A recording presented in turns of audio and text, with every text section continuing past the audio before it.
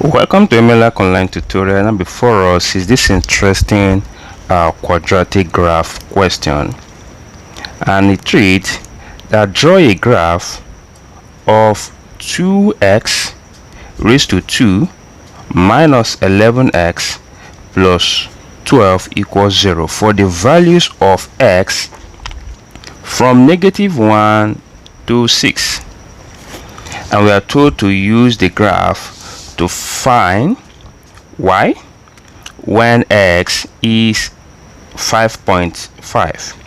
Now also number 2, find x when y equals 8, and 3, find the minimum value of y and values of x for which it occurs, and the last one, the roots of the quadratic equation.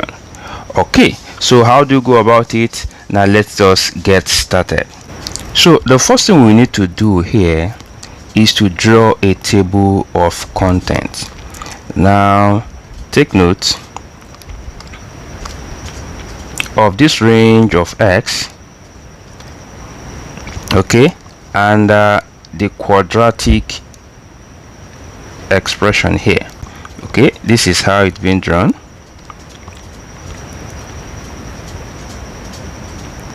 Let me just draw it big enough. Okay, so we have this, then so have this. Okay, so let me just draw everything out.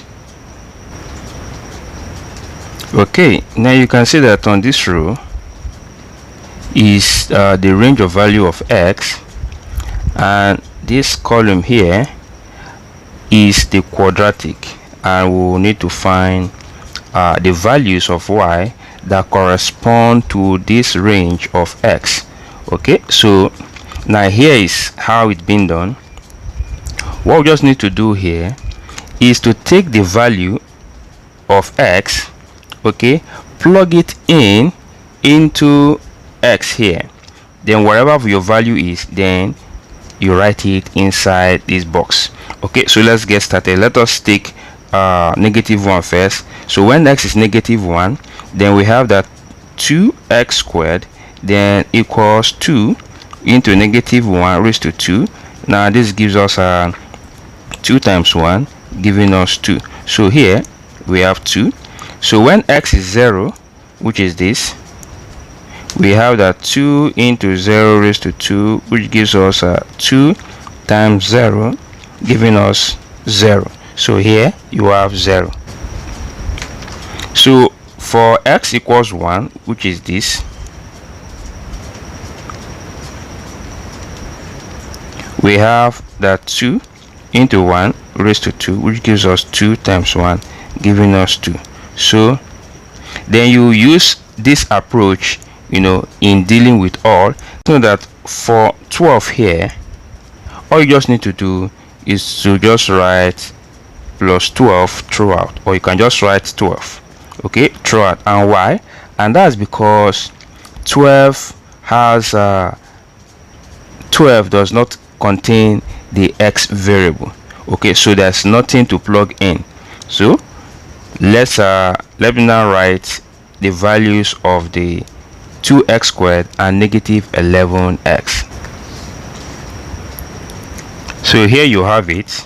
So the next thing we need to look at now is to sum all these values together. For these 3, sum it together so that we'll get the value of y. So by summing together, now 2 plus 11, that is 13. 13 plus 12, that'll give us what? 25. Now here 0 plus 0 plus 12, that'll give us 12.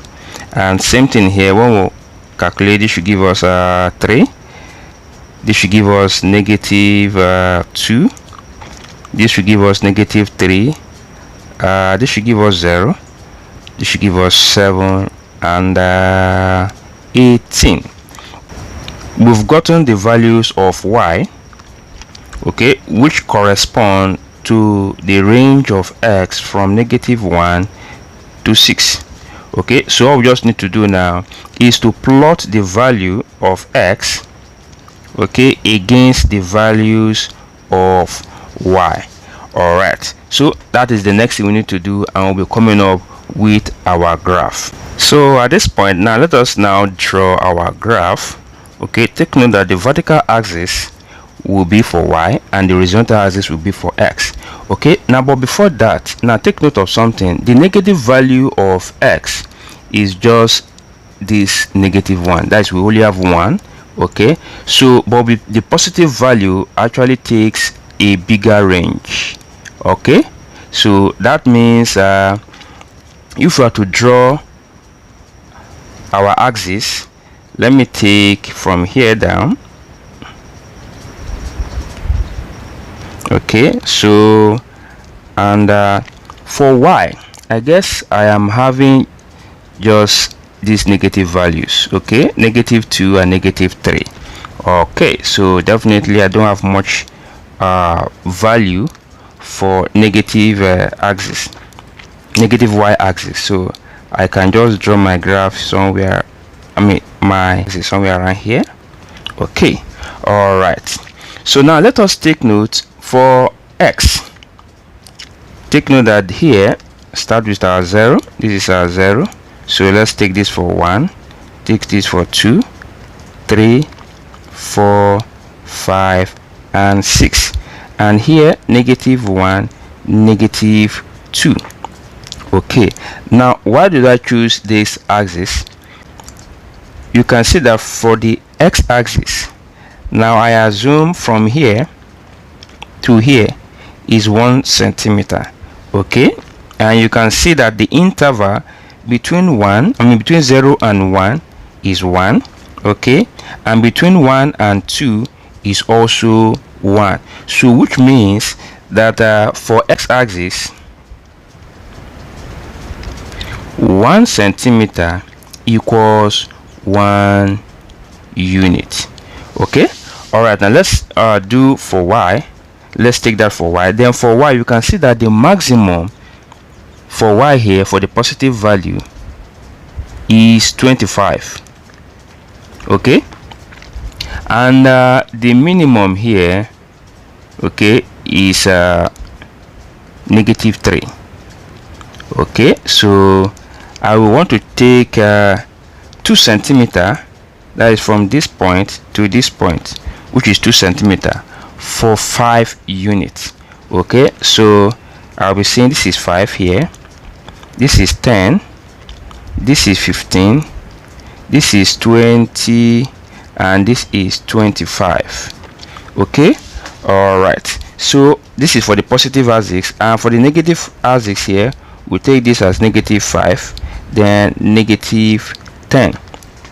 Take note, this for your y-axis and this for your x-axis. This is for the positive and this for the negative, and this is for the negative y. Okay, so let us begin to plot our graph accordingly. So the next thing we need to do now is, when x is -1, our y is 25. So let's come over here. When x, this is x -1, so what line? So you can see, we can just trace this line up down to where 25 is. Okay, so we can just map, put our point here and put our 0. Okay, then when x is 0, y is 12. When x is 0, y is 12. So this is our 5.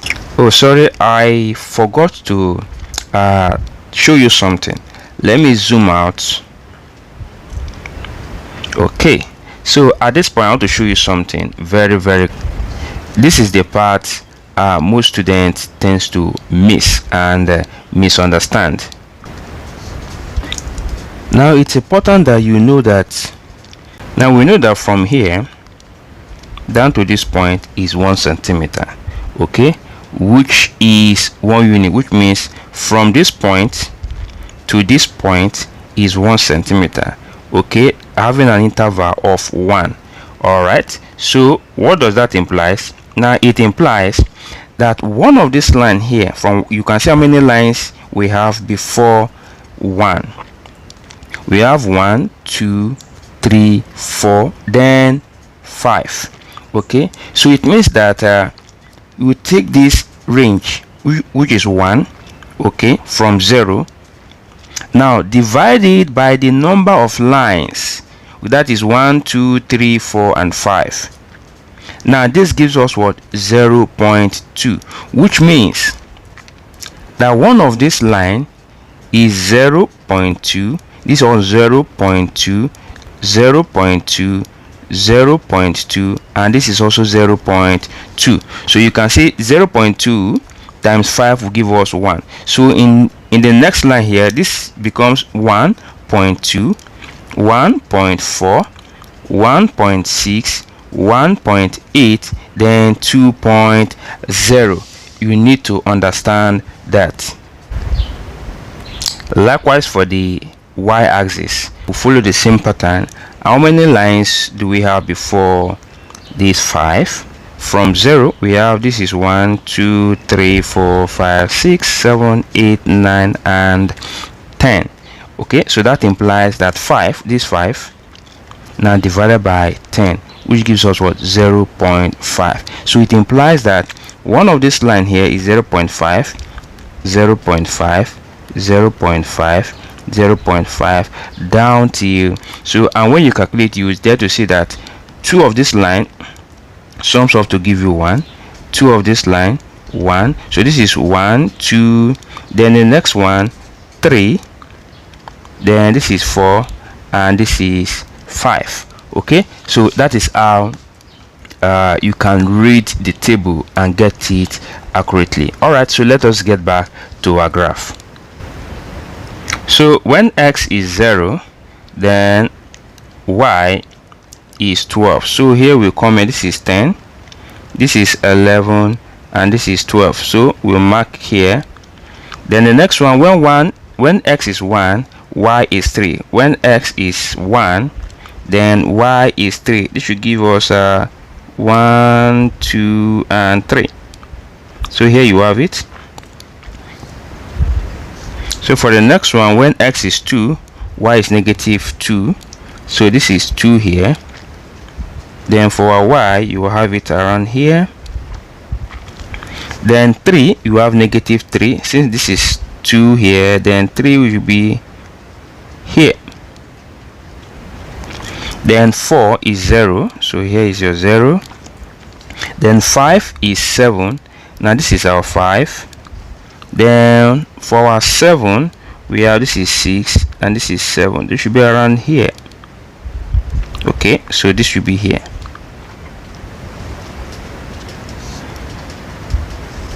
Then for 6, we have 18. So this should give us around here, and we are around here. This is 18 here.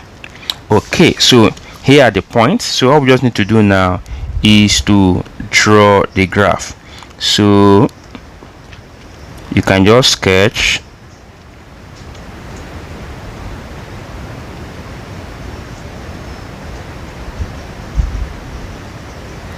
So this is actually not really perfect, but a good one to show you how well to draw a quadratic graph. Okay, now we've plotted our graph, so all we just need to do is now to answer the questions. Now take note from here. Now number 1 says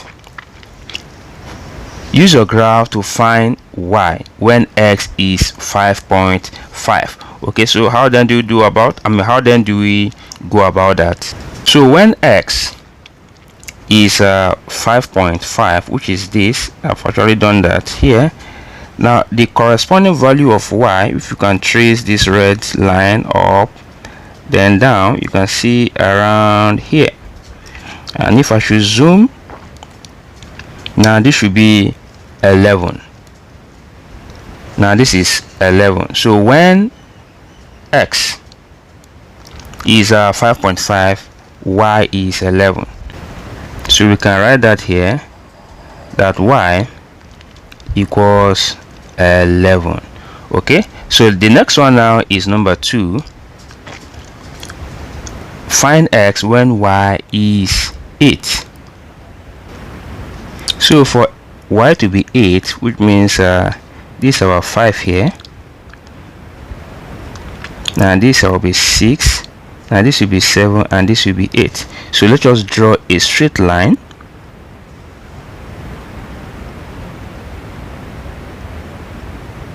Okay, so you can see that it meets here and another point here.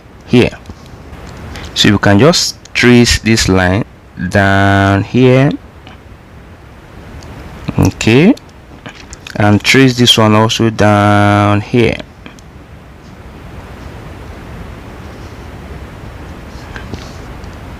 So the two values of x when y is 8, here you can see this is 0.5 and here is 5.2. okay, all right. So we can say when y equals 8, then x has two values, 0.5 and 5.2. okay, so let us now look at number 3, which actually read that the minimum value of y and values of x which it occurs. Okay, so how then do we do that? So for us to get the minimum value, now you see at this point, okay, where the curve make a sharp turning, now that is the minimum value. So you trace down to y, okay, then you can see at y here it is 1, 2, 3. So this is negative 3.5. okay, and at x, take note, just go up. Okay, now this is 2, 2.2, 2.4, 2.6. so let's assume this is 2.7. so the minimum value of y is actually negative 3.5 and the corresponding value of x is 2.7. okay, now let us take note. This is question A here, now this is question B here, and this is question C here. Okay, so the next one we'll be looking at here is number 4, which is the root of the quadratic equation. Now the root of the quadratic equation actually tells you where do the curve, this curve, okay, where does it cut the x-axis. So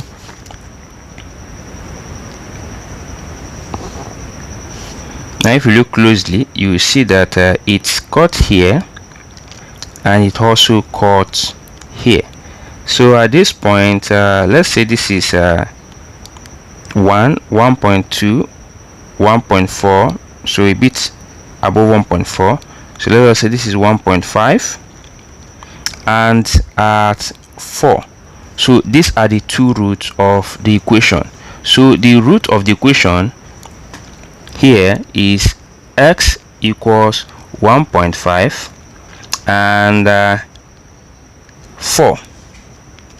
okay, and for us to actually get it by calculation, we can actually factorize this quadratic equation. Okay, whatever we get should correspond to the value which the curve cut across the x-axis. Okay, but this is just to demonstrate to you how well to draw a quadratic graph. All right, please, if you love what I've just done, make sure to like, share this video to get the wider audience. Thank you and remain blessed. Bye bye.